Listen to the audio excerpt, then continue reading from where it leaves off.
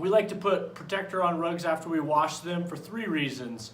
One, they do protect against water spills and things like that, and it gives us a good amount of time to get to the spill and actually clean it up.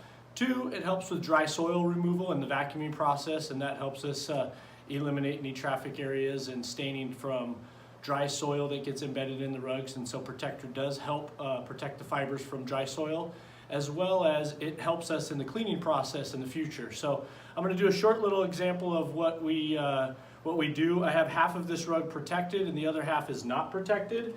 Now I don't know exactly what half is protected and what half is not, so I'm just going to splash this over the rug and see which side soaks in first. And I can see that over here, this side of the rug is absorbing into the fibers right away, and I haven't touched it yet. And as you come across, I think the protector's probably to about this point in the rug. And as you can see over here on the other side of the rug, I'm just going to roll the water down this direction. The protector is helping hold that water on the surface. And again, over on the other side, you can see where the water has absorbed into the fibers. And so another quick tip while I'm going to do this. So we've had 15-20 seconds to get to these spills. They're still on the surface.